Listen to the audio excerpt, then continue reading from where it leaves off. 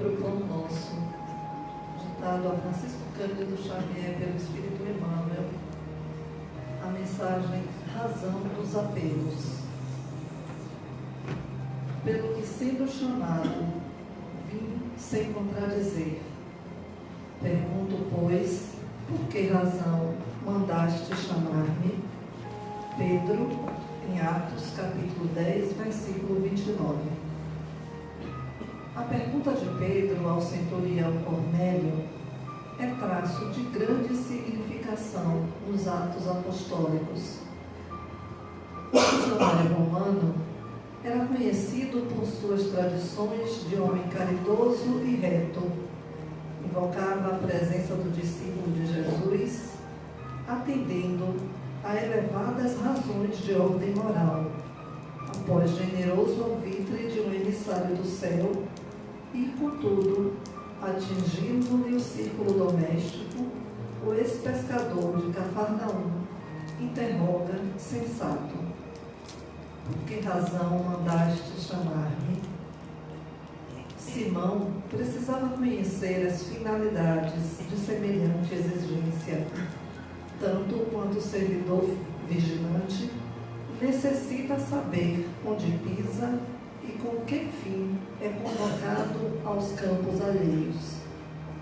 Esse quadro expressivo sugere muitas considerações aos novos aprendizes do Evangelho. Muita gente, por ouvir referências a esse ou aquele espírito elevado, costuma invocar-lhe a presença nas reuniões doutrinárias. A resolução, porém, é intempestiva e desarrazoada. Por que reclamar a companhia que não merecemos? Não se pode afirmar que o impulso se filie à leviandade. Entretanto, precisamos encarecer a importância das finalidades em jogo. Imaginai-vos chamando Simão Pedro a determinado círculo de oração e figurimos a aquiescência do venerável apóstolo ao apelo. Naturalmente, sereis obrigados a expor ao grande emissário celestial os motivos da requisição. E, pautando no bom senso as nossas atitudes mentais, indaguemos de nós mesmos se possuímos bastante elevação para ver, ouvir e compreender-lhe o Espírito glorioso. Quem de nós responderá afirmativamente? Teremos, assim, suficiente audácia de invocar o sublime Cefas tão somente para ouvi-lo falar? Amigo e Mestre Jesus, reunidos em Teu nome, iniciamos mais um trabalho doutrinário em nossa casa. Queremos ser merecedores da Tua sublime presença entre nós, para que a Tua energia de amor, de paz e de equilíbrio atinja cada um de nós, retirando-nos as aflições e preocupações, medos e angústias, tristezas e frustrações, para que, regidos por Ti e pelo Teu amor, possamos ser fortalecidos em nossa fé e na vontade de prosseguir. Inspira, Jesus amigo, o companheiro Solon Queiroz, que fará uso da palavra nesta noite. Que as nossas mentes, os nossos corações estejam abertos para receber a mensagem que aqui nos chegará. Que a Tua paz seja sempre entre nós.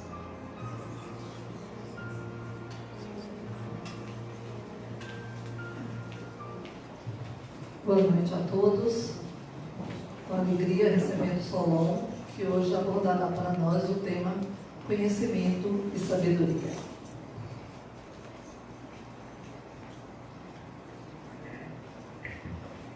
Boa noite a todos.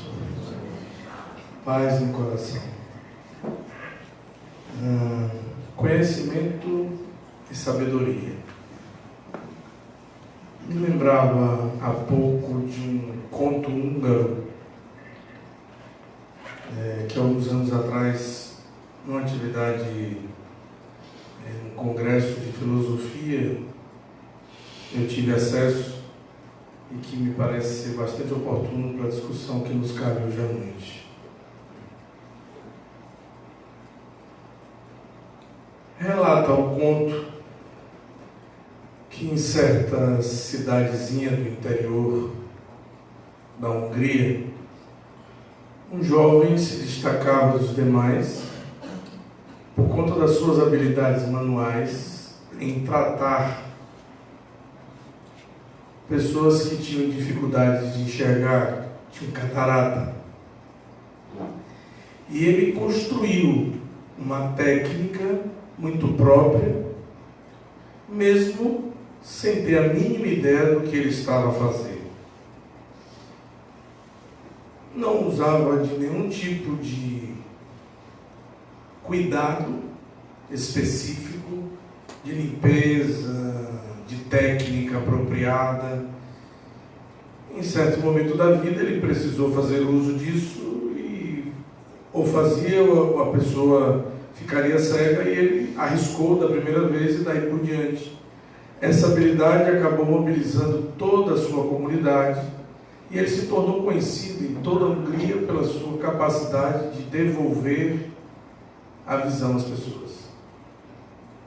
E evidentemente que por conta desse manejo, por conta dessa habilidade tão extraordinária que ele tinha, rapidamente isso passou a circular entre todas as cidades, até que chegou à universidade, onde os médicos questionavam o tipo de cura que poderia estar sendo processada ali, tendo em vista que se tratava de alguém absolutamente ignorante, e ignorante no sentido inclusive de não saber o que estava fazendo, e que inclusive poderia causar danos irreparáveis a muitas pessoas se não tomasse algum cuidado. Ao contrário do que os médicos diziam, ele continuava a produzir essas inúmeras cirurgias que ele praticava, e evidentemente que ele se tornou famoso em toda a Hungria, até que ponto que a academia tomou uma decisão. A Faculdade de Medicina de Budapeste o convocou para uma entrevista onde ele poderia se apresentar, inclusive até para justificar o seu método, porque ele estava fazendo uso de uma profissão, de um ato de uma profissão que ele não estava habilitado para tanto. O fato é que até então ele havia devolvido a visão a milhares de pessoas. E evidentemente, por conta dos cuidados e exigências da medicina, eles o convocaram para saber exatamente do que se tratava. Mandaram-lhe a passagem, ele ficou muito aflito com esse convite, e o convite, a passagem chegou depois dele já ter partido a pé. Calçou sua bota, sua roupa maltrapilha, e dirigiu-se a pé, viajando inúmeros quilômetros, centenas de quilômetros até Budapeste, aonde ele teria tal entrevista. Alguns das pessoas que estavam ali, enviados pela faculdade para recebê-lo na estação ferroviária, passou-se o horário, ele não havia chegado, e acharam que ele tinha desistido de ser colocado à prova, tendo em vista que ele ia ser julgado, ia passar por uma severa leitura do que ele fazia, e imaginavam que ele tinha desistido de ir. Algumas horas depois ele chega todo cansado e se apresenta à Faculdade de Medicina, aonde se dá então, em meio a um grande salão, uma entrevista com os maiores médicos da época da Hungria,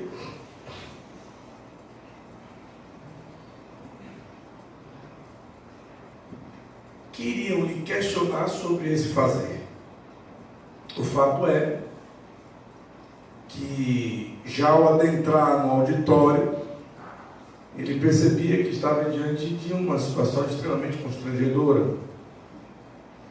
E os médicos começavam, os doutos começavam a lhe perguntar acerca de como o procedimento se dava, e as respostas eram sempre evasivas, porque quando perguntavam: o senhor sabe o que é catarata? Não sei, do senhor. Mas como é então que você corta o olho das pessoas, faz essa cirurgia? O senhor tem ideia da quantidade de bactérias que suas mãos carregam? O senhor sabe o que é bactéria, seu fulano?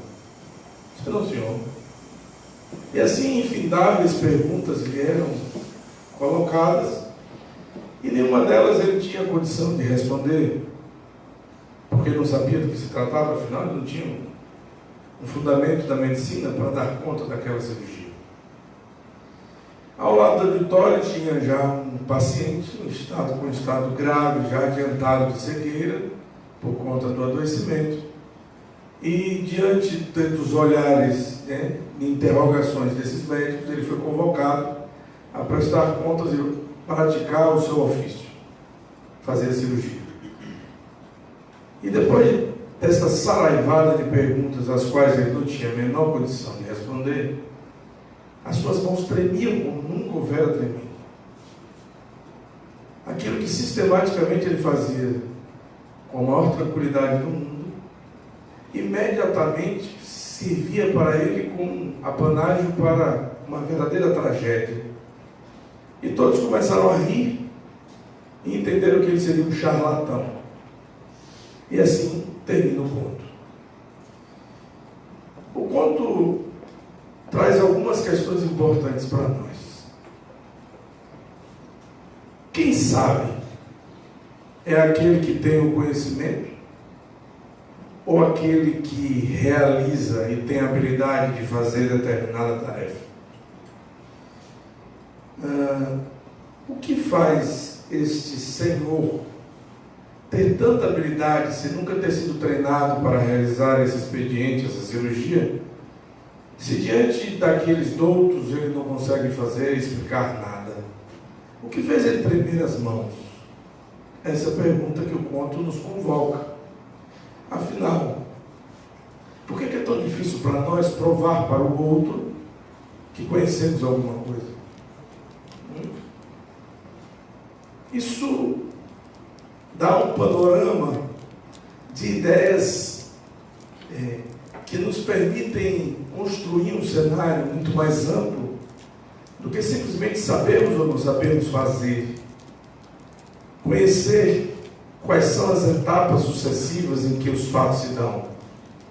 O que fica muito claro no conto é que ser julgado por alguém tem influências decisivas sobre o que fazemos. Então ele treme, porque naquele momento toda a sua habilidade está sendo voltada para ele provar que sabe fazer. Quem alguma vez já se colocou de público para fazer um trabalho, uma atividade, sabe do que eu estou falando. Ele já passou as dificuldades de uma apresentação de um trabalho. Eu lembro da minha primeira apresentação, acho que eu até já falei aqui, na Escola Técnica Federal da Bahia, e que a professora disse: você vai ter que apresentar o trabalho no final do curso. Mas eu era tão tímido que eu não ia conseguir. Olha que eu era um excelente aluno, estudava pra caramba, mas isso não era suficiente para eu olhar de frente para as pessoas e transmitir o que eu soubesse. Então como é que eu ia me dirigir às pessoas? As pessoas iam me avaliar, e aquilo me dava tremedeira, dor de barriga. Aliás, esses são os efeitos imediatos quando nós estamos sendo julgados, uma sensação de estar constrangido no nosso próprio espaço. E isso se deu com uma estratégia que eu criei, do qual a professora aceitou, que seria me apresentar de costas para o público, porque foi a forma de eu me defender do olhar inquisidor das pessoas que estavam supostamente na minha cabeça me julgando se eu seria um bom ou um mau aluno. E eu dei uma aula, minha primeira palestra, cerca de 1 hora, onde eu estava de costas para o público, absolutamente tranquilo. Mas o fato é que, entre aspas, nervoso, mas se ninguém me olhava, olhar diretamente para o quadro me confortava. Talvez se eu tivesse lido esse conto húngaro à época, eu acho que talvez nem com o quadro isso pudesse chegar ao meu objetivo. O fato é que saber que nós estamos sendo exigidos a responder, a dar conta de qualquer que seja o conhecimento, sempre é um motivo de muito incômodo para nós. Portanto, a presença do outro e a presença do outro daquilo que ele possa nos julgar tem uma importância capital na forma como nós construímos e sustentamos o conhecimento.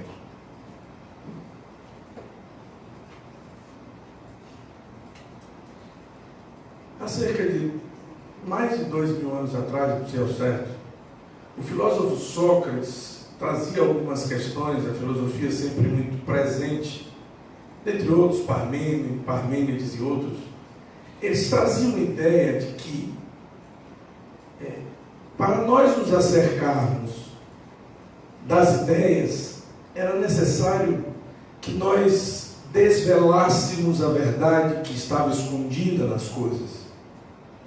Era preciso, portanto, encontrar a alma das coisas para que nós encontrássemos alguma verdade delas e assim construir um conhecimento sobre essa verdade. Portanto, desde tempos imemoriais que a gente cuida de tentar entender os fatos, a realidade. O que a gente não se deu conta e precisou que muitos anos depois, séculos, milênios depois, pudesse isso se dar através da área da psicologia, da psicanálise, descobrir que esse conhecimento, ele faz parte apenas de uma pequena faceta das coisas. Portanto, o conhecimento que a gente luta tanto de conquistá-lo, ele ainda não é suficiente para dizer do que se trata a coisa. Um exemplo simples, na linha do que eu estou dizendo. Por exemplo, o conhecimento da morte. Acredito que aqui todo mundo sabe que a gente morre. Tem alguém que não pensa assim. Mas não é assim com todos os seres vivos. Um cachorrinho, por exemplo. Em casa agora de vocês, um gato, um periquito. Ele está em casa, tirando o cochilo dele, sem ter a menor ideia de que ele vai morrer. Isso não é uma questão para um periquito, para um passarinho, para uma cobra. Mas se ele é vivo, o que faz ele ser diferente de nós? Por que nós temos medo da morte? Essa é uma pergunta que vem de longe da filosofia. E olha que o Espiritismo tenta respondê-la. Por que nós temos medo da morte? A filosofia já dizia isso há muitos anos atrás, questionando que nós temos medo da morte porque sabemos que existimos. O cachorro não sabe que ele é um cachorro. O periquito não sabe que ele é um periquito. Por mais que o nosso cachorrinho entenda que a gente conversa, vocês não vão ver um cachorrinho querendo ir para a terapia sem entender. A não ser formiguinha Z, né? Aquele desenho que começa a ser a formiguinha deitada no divã, divagando, porque estou dando muito trabalho para ela e ela não suporta mais a opressão. Isso só no campo animado de um desenho. Nós sofremos porque sabemos que existimos. Nós sofremos porque o conhecimento tem um preço. É um preço altíssimo. Tem uma cena antológica no filme Matrix, me parece que é o 2 ou Matrix 3. Sou apaixonado por esse filme. Tem os 3 em casa, já assisti centenas de vezes. Mas tem uma cena que é extraordinária. Matrix é um filme, já tem algum tempo, não sei se todos assistiram, mas é um filme que mostra que existe uma matriz que comanda e governa todo o conhecimento, todas as informações do planeta Matrix. Só que tem rebeldes que não querem continuar alienados à Matrix e que por isso criam formas de sobreviverem ainda fora da Matrix, portanto fora do controle excessivo e invasivo dessa Matrix. Em determinado momento, alguns dos operadores da Matrix conseguem chegar a um determinado elemento desses que são os que fugiram da Matrix, mas que está insatisfeito da sua condição, porque viver fora da Matrix também tem um preço. Viver fora da caixinha também tem um preço, não pense que é fácil. Pensar diferente dos outros faz diferença e tem um preço alto. E pensando diferente, ele se cansou de pensar diferente, queria se vender em troca de informações para prender os seus amigos. E em troca, os comissários da Matrix lhe convidam a um restaurante. Imagina, viver fora da Matrix significa não ter comida, viver com comida de restos, poucos mantimentos, dificuldade de dormir, mudar rapidamente de lugar, porque senão a Matrix vai lá e vai e os prende. É uma vida extremamente corrida, tem que dar conta de tudo, em limites extremos para sobreviver. E aí eu convido a um restaurante. Olha que coisa interessante. E é essa cena que eu estou agora tentando trazer para vocês. 2 soldados da Matrix dizem a ele: agora gostaria que você desse as coordenadas para nós irmos buscar os outros. Ele disse: não, primeiro eu quero o que nós decidimos pela troca. Eu quero um bife suculento. Olha só o que o diretor do filme vai trazer: comida. Tem coisa que excite mais a gente do que comida. Só eu falar do bife suculento, eu já salivei. Só faz parte do conhecimento adquirido. E tantas outras coisas prazerosas. O que aqueles camaradas da Matrix queriam, na verdade, é comprar um conhecimento. Adquirir um conhecimento para cooptar aqueles que eram fugitivos da Matrix. E é essa cena que eu estou falando, que enquanto ele está cortando o bife, pense no bife bem suculento, ele corta, bota na boca, mastiga e diz essa frase: ser ignorante é muito bom. Ou seja, ser da Matrix significa ter comida para comer. E não importa qual seja a comida, porque a ração lhe será dada todos os dias. Mas sair da Matrix, sair da caixinha, você vai ter que inventar formas de comer. Portanto, você tem que construir novos conhecimentos. No início do filme, mostra a escolha que cada um tem que fazer. Ou toma a pílula azul, ou toma a pílula vermelha. Se eu não me lembro qual das cores leva à alienação plena.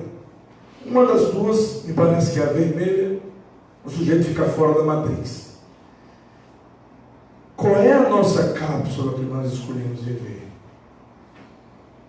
No conforto e na comodidade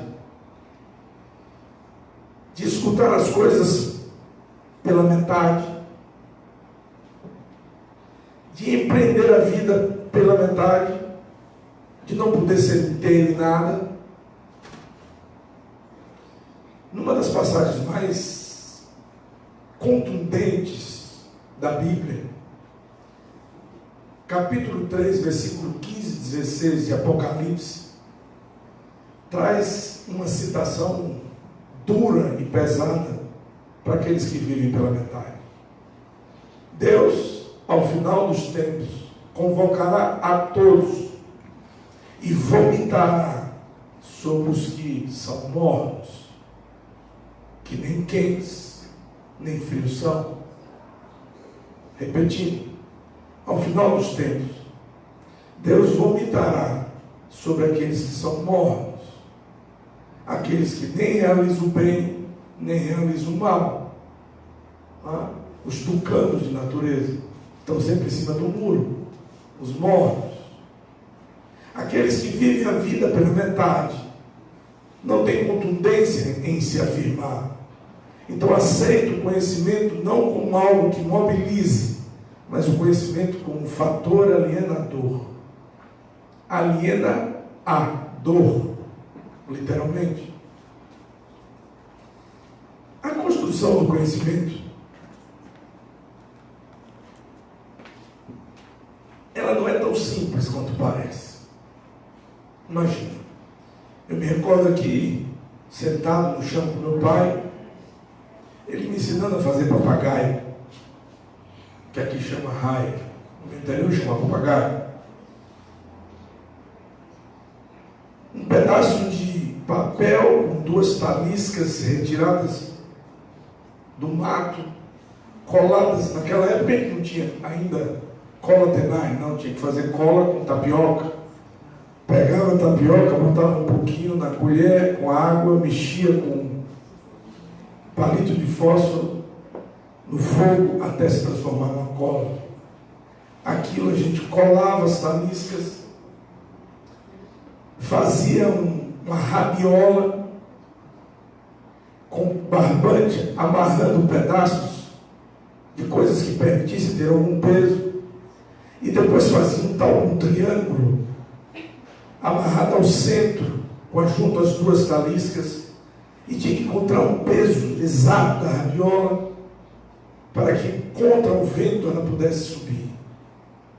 Gente, é só eu falar e eu estou arrepiando. Era um prazer imenso saber que eu saberia, depois que meu pai viajasse, meu pai morava aqui em Salvador, eu morava na Serrinha, e eu tinha que repetir aquilo outras vezes, porque em algum momento eu ia perder minha raia, ia perder meu papagaio. E depois nós começávamos a inventar coisas. Eu me lembro que a gente inventava pegar pedaços de papéis, furar e botar na linha para que ela subisse até a raia lá em cima. Sem contar as inúmeras outras brincadeiras, a brincadeira do telefone, que a gente pegava caixa de fósforo ou lata de leite condensado para a gente conversar no telefone. A descoberta do conhecimento é extraordinária, principalmente quando faz falta, quando nós não temos. Porque o conhecimento hoje vem de outra forma. Eu me lembro, alguns anos atrás, eu comprei uma televisão plasma na casa. Acho que nem existe mais plasma, agora é tanta coisa aí, tanto nome que a gente nem sabe mais o nome, 4K. Tem televisão que acho que liga sozinha e desliga na hora que quer. Pena que não paga a conta, né? Que a gente tem que pagar. E eu comprei uma dessas televisões top logo quando voltei para a Bahia, cerca de 20 anos atrás.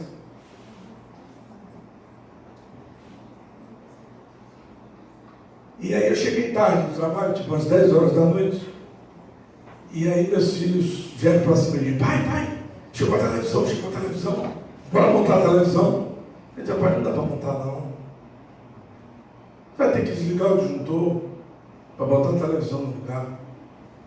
E aí de noite: pai, que nada, basta botar no Google que ele diz como faz. Eu recebi aquilo como uma punhalada. Isso não tem Google certo. Nós vamos montar essa zorra, nem que eu morra eletrocutado. Peguei a televisão, instalei, liguei. Fiquei num estado de felicidade extraordinário. Eles nem sabem disso, mas de manhã, quando eu fui ligar, não funcionou mais. Mas isso é um pequeno detalhe. O conhecimento exige de nós arriscar. Conhecimento é informação. Informação hoje é a base da sociedade moderna. Saber como fazer as coisas. Eu mesmo tomei um azar terrível, alguns anos atrás, na época que eu ainda era engenheiro, trabalhava no Rio de Janeiro, em Angra.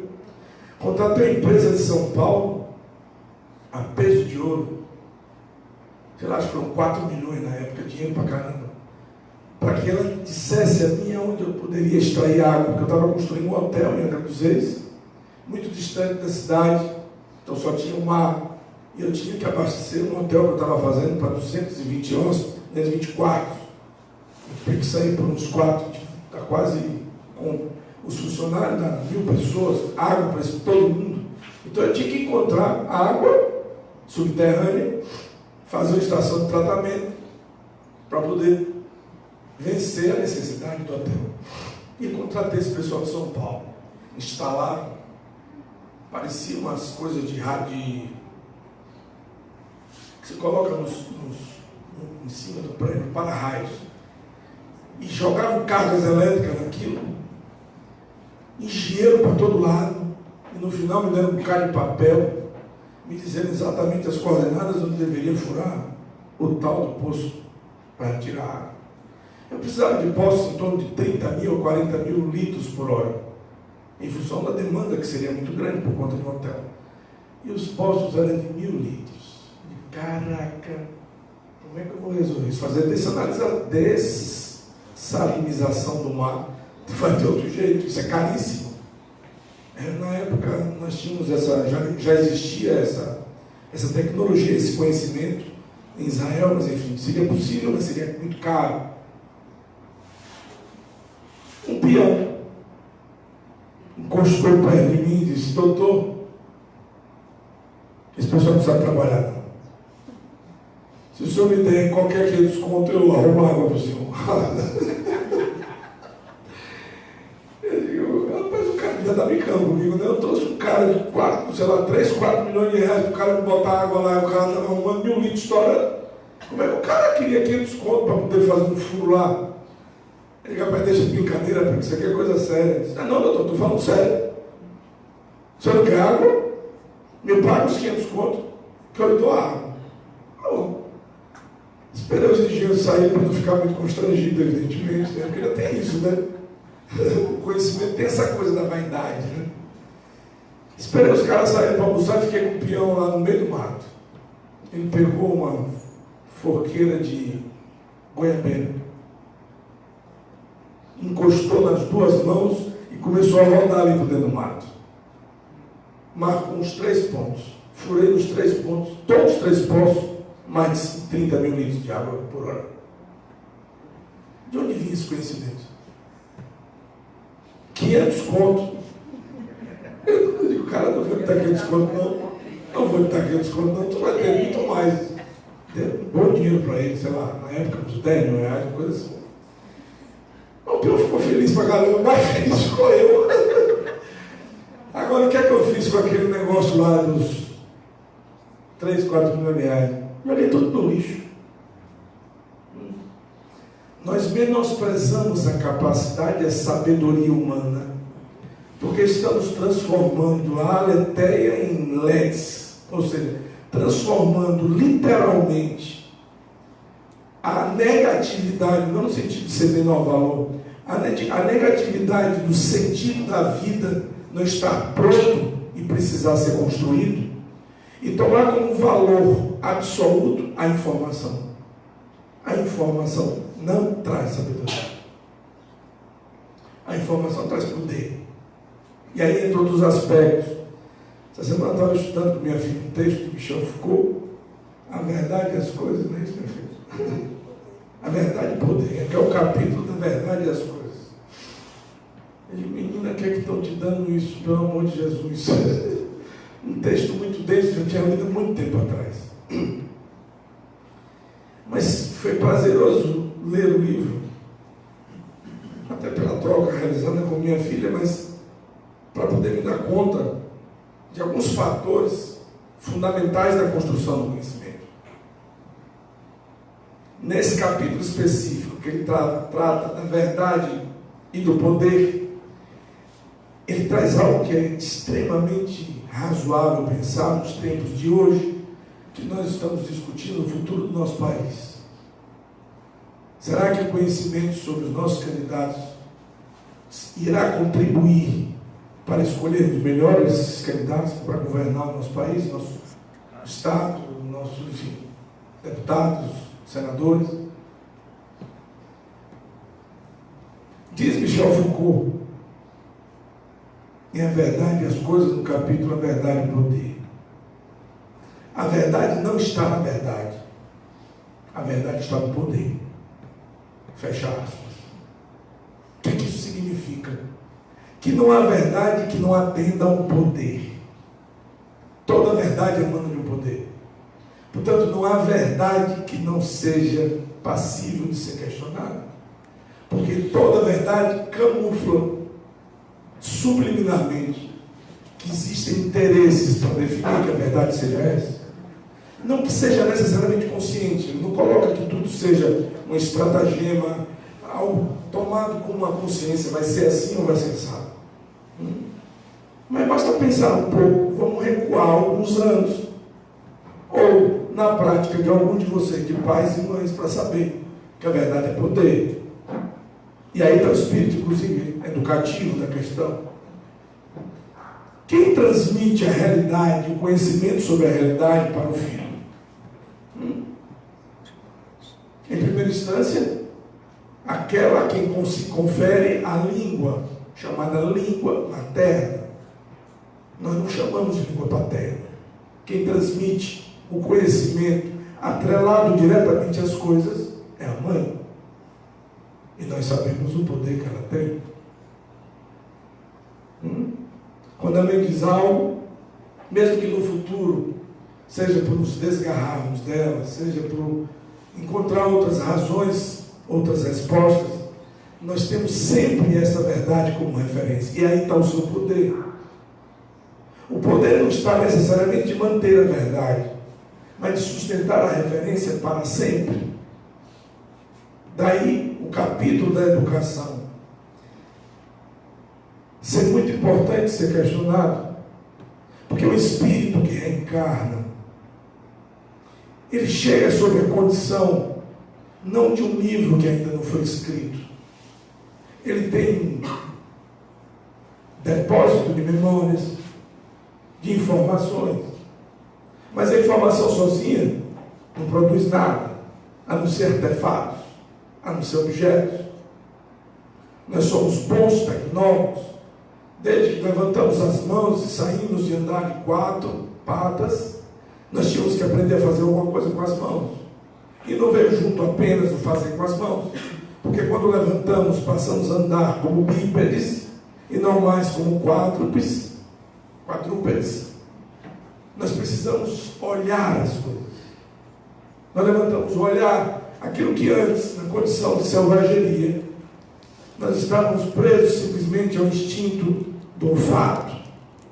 Com isso, o nosso cérebro precisou criar uma nova forma para atender os reclames da espécie que de 4 ficava de pé.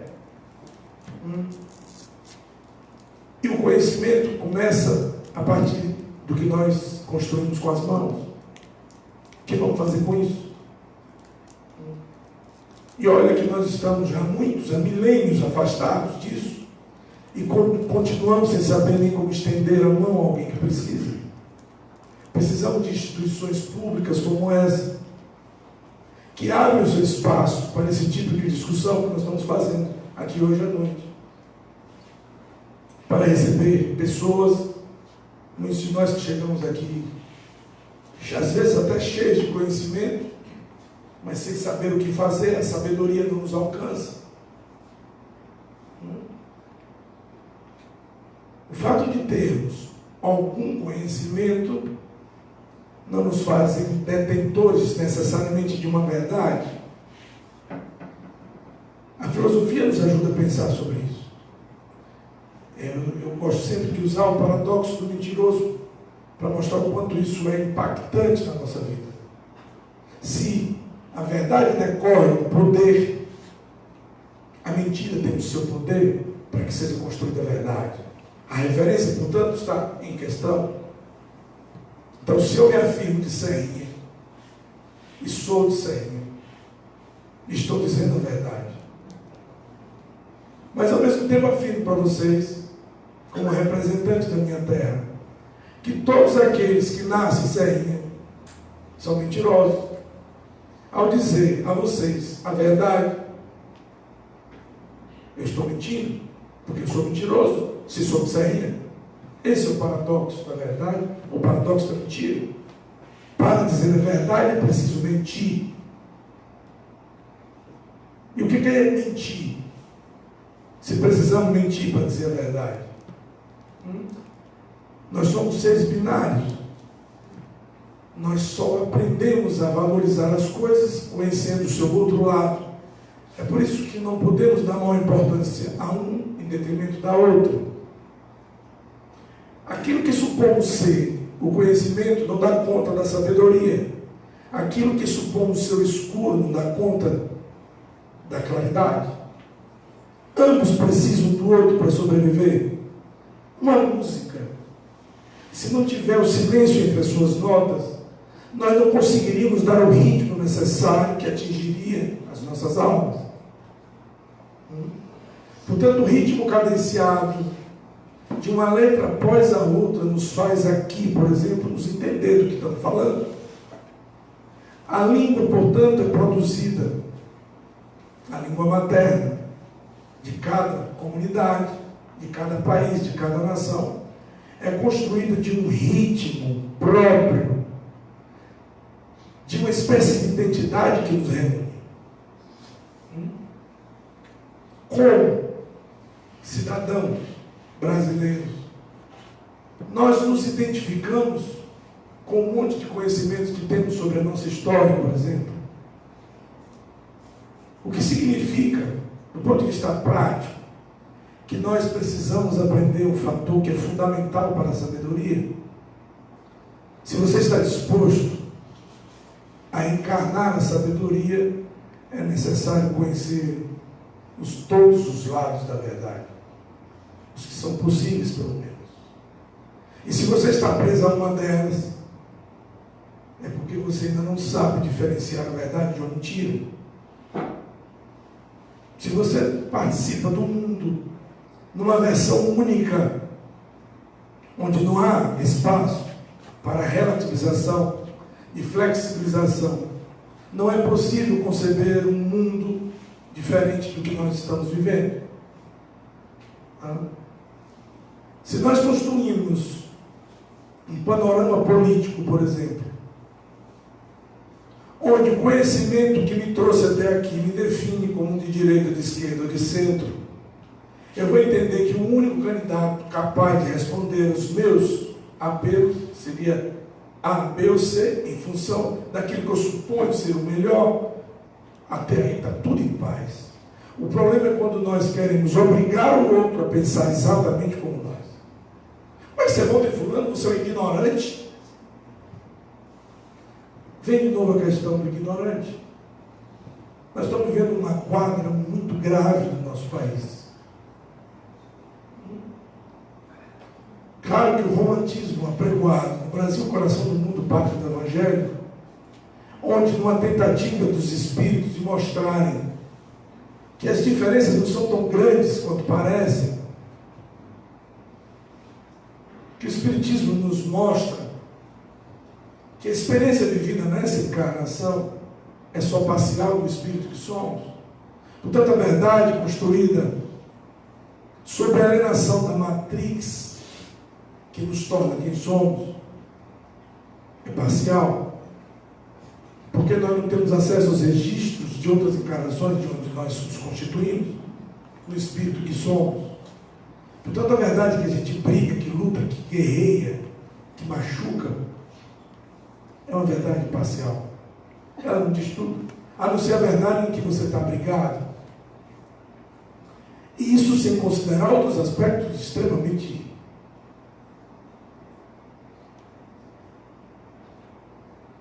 se não constrangedores, mas pelo menos paradoxais. O conhecimento não encerra a verdade. Porque a verdade, em si mesma, ela é um engano. Porque todas as vezes que encontramos uma, se estamos no caminho de uma verdade, porque ela não dá toda para nós, porque tem sempre uma nova verdade, senão não haveria evolução espiritual. Uma questão muito simples, de lógica. Quando os espíritos nos dizem, na escala espírita, no nível dos espíritos, que avançaremos para um nível de espíritos puros, quem de nós sabe o que é isso? Eu não tenho a menor ideia. E resisto a chegar lá, porque eu ainda prefiro comer minha feijoada. O conhecimento que eu tenho não é suficiente para ir a tanto. E olha que eu estou de dieta, não sei se vocês perceberam, eu perdi uns quilos. Estou bonitinho até. Por quê? Porque o conhecimento médico me informa que ou eu tomo conta do meu corpo ou eu vou mais cedo do que eu quero. Eu gostaria de viver mais 150 anos. Esse conhecimento que nos atinge, é preciso realizar um encontro e celebrar nesse encontro o apaziguamento entre a angústia de buscar esse saber e o manuseio desse conhecimento que decorre desse encontro do sujeito em busca da verdade. Sabedoria, portanto, não se nasce sábio. Não se nasce sábio.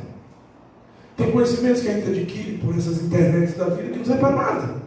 Hoje mesmo, pesquisando alguma coisa, eu descobri tive acesso a um conhecimento que não serve para nada, mas enfim, eu descobri que até Júlio César em Roma, o mês primeiro era março,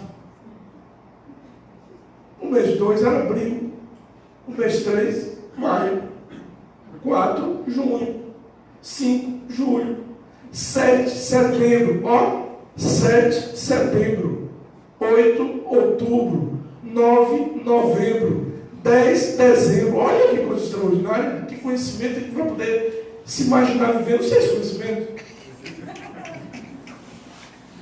Ou seja, o ano começava em março. Nós brasileiros, por exemplo, não mudamos esse cronograma, né? A gente continua funcionando do mesmo jeito, só depois do carnaval que essa terra volta a funcionar. Pelo menos a nossa aqui. Quanto que a gente sofre, nós que somos autônomos, as nossas clínicas ficam vazias, ninguém nos procura, e a gente tem que ir para nada chorando. A gente tem que ir em busca de ajuda. O que vai fazer se todo mundo sumiu? Todo mundo está de férias. E é Júlio César que define que a partir daquele determinado ano, o ano passa a ser janeiro. E se perde a identidade do 7 com setembro, do 8 com outubro, do 9 com novembro. Veja, portanto, que a relação da palavra, da verdade com a coisa, do conhecimento, não é arbitrária. Aliás, é arbitrária, portanto, não é consentânea. Uma vez tida, é para sempre. Não é. Basta estudar a etimologia das palavras. E a título de exemplo, mais um conhecimento para vocês. Inútil. A etimologia das palavras tem coisas interessantíssimas. Por exemplo, eu descobri que candidatos vem de cândidos. Imagina, 12 cândidos personagens estão se colocando para presidir o nosso país. Ser cândido significava, à época, pertencer a um grupo seleto dos 100 na Grécia, e que se vestiu de branco pela pureza dos seus ideais. Dá para usar candidato ainda? Esse conhecimento me serve de quê? De nada. Porque a sabedoria agora, e é isso que é mais importante para nós, no curso da nossa discussão, a sabedoria agora, numa democracia, ainda que com todas as questões que se possam fazer da que a gente vive no nosso país, não é mais escolher um candidato, é decidir-se por um. Que escolher, a gente escolheu demais e erramos muitas vezes. Porque o grande problema da nossa nação é que a gente escolhe e não se compromete com a escolha, porque não nos decidimos, porque recebemos um santinho do outro para votar. E nós temos maturidade espiritual hoje para sair da escolha e entrar na sabedoria, que é o gesto que ultrapassa e que alcança o ato. Eu voto, eu me responsabilizo pelo que eu fiz. A sabedoria exige compromisso com a escolha. A escolha eu tinha 12, escolhi, botei lá. Mas a decisão imprime no ato do sujeito que se coloca como tal, saber escolher dentre esses inúmeros candidatos, deputados, senadores, etc., qual é o futuro do país que nós queremos. Então não tem nenhum inocente aqui. Não é por falta de conhecimentos que não elegeremos um bom candidato. Isso vale para tudo, para o nosso síndico no condomínio, para aquilo que nós delegamos como uma boa escola para o nosso filho. A sabedoria, se a gente for para um plano mais utópico, talvez a gente tivesse que pensar no manejo mágico das coisas. De vez em quando encontra um João de Barro por aí e que sabe sempre a palavra certa. Ok, pensa a sabedoria também. Eu estou falando da sabedoria do cotidiano. Aquela sabedoria de quem ganha um salário mínimo e consegue sobreviver.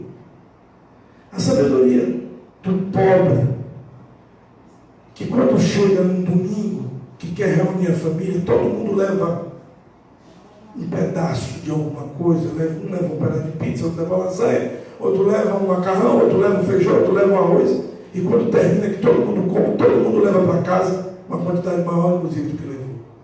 O fenômeno da multiplicação dos pais é um gesto e é um ato de sabedoria. Quando a gente reparte, quando a gente está comprometido com as nossas escolhas, nós estamos decididos a transformar os nossos conhecimentos em sabedoria. Que possamos estar iluminados nessa quadra tão difícil da crise do nosso país, para que possamos fazer uso das nossas decisões, da escolha que teremos que fazer. A sabedoria que exige do espírito, e eu não estou falando espírita, estou falando espírito comprometido com a sua encarnação. Porque não é porque você é espírita que você é melhor do que católico, porque é protestante, porque o ateu. Porque o ateu também vai ter que estar investido desse ato, desse comprometimento com o manejo. Retomando para fechar o conto húngaro, eu sei que a gente treme na hora de decidir. Eu sei que diante dos todos a gente não sabe o que fazer. Mas chegou a hora de provar qual é a nossa sabedoria. Tremendo ou não. Que Jesus nos abençoe a todos.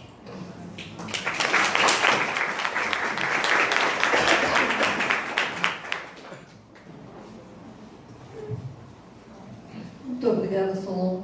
Sua sabedoria vai fazer falta. Solon vai se afastar um pouco, eu espero que seja breve. Mas sempre que tiver uma quinta disponível, meu amigo, pelo amor de Deus, me ligue e diga, viu?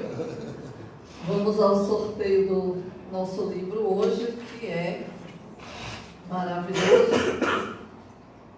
Jesus, o intérprete de Deus, o livro O Arquétipo Espiritual, de Arenal Novaes. Vamos sortear, só você vai entregar quem? Vamos ver.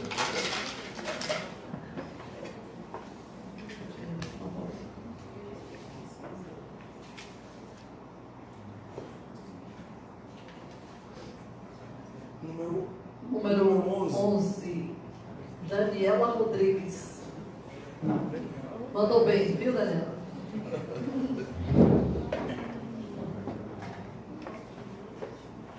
Vai passar uma semana em Brasília.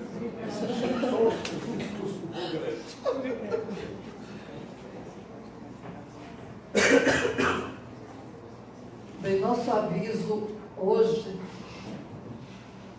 acho que ele ainda pode ser dado. Eu sabia até o dia 19, se está aqui é porque ainda vai ser possível divulgar. No dia 30, nós vamos realizar a 6ª caminhada Primavera Badu, que é um evento que a nossa casa realiza com um momento de confraternização, de integração de trabalhadores, diretores, frequentadores, e também um evento para arrecadação de recursos para a manutenção do trabalho de promoção social Badu, que nesta casa é realizado no terceiro domingo de cada mês, atendendo a 140 famílias que vivem risco e vulnerabilidade social. Então, a caminhada vai acontecer no dia 30, nós vamos nos encontrar, é um domingo pela manhã, um horário maravilhoso, 7h30. Quem é da diretoria chega mais cedo, o trabalhador também chega às 7h. E ali na Praça do Coqueiral, em Piatã, nos encontramos lá e seguimos caminhando de lá até aqui, a nossa casa, quando somos recebidos por um café da manhã maravilhoso, maravilhoso. Para participar da caminhada e do café da manhã, é necessário que seja adquirida a camisa, que é esse modelo que está aqui. Ainda é possível, né? A gente vai estar aceitando as encomendas até o sábado agora, o dia 22, né? Sábado 22? Sábado 22. Então, na nossa recepção, com a Érica na livraria, pode ser adquirida e o investimento é de R$70. Em função da caminhada, que vai acontecer no dia 30, nós vamos suspender a atividade do sábado à noite, no dia 29, tá? Porque a gente precisa arrumar o espaço aqui para o café da manhã. E nos anos anteriores nós vimos o quanto é sacrificante para os trabalhadores que precisam esperar a doutrinária terminar. Então, por volta de 10 horas da noite, aqui começava a arrumar o salão para amanhã da caminhada. Então, no dia 29, a nossa doutrinária de sábado à noite vai estar suspensa. E pedimos a contribuição e a colaboração de vocês, sim, para a composição das cestas. No último domingo, agora, nós entregamos as cestas básicas e recomeça o trabalho. Vamos ter, em outubro, no terceiro domingo, uma nova entrega e precisamos da ajuda de vocês para compor essas cestas.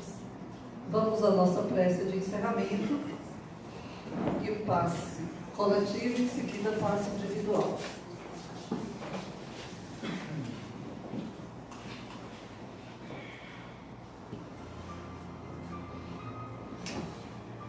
Pedimos aos passistas que se distribuam no salão, trabalho de passe coletivo.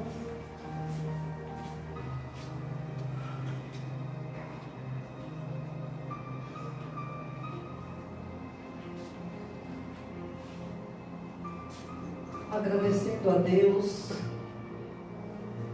pela generosidade de Solon de estar conosco na realização desta atividade. Pedimos à espiritualidade maior que o ilumine na realização dos seus projetos, que seja coroado de êxito, de entrega, como costuma ser em tudo o que ele faz. Agradecemos aos espíritos amigos pelas reflexões aqui trazidas, pelo quanto fomos convidados ao despertamento, para que, somando conhecimento e sabedoria, busquemos avançar no nosso crescimento pessoal e espiritual. Que tenhamos coragem suficiente para esse investimento. Que a vontade de aprofundar naquilo que somos some para que realize o que possamos nos tornar. Saibamos sempre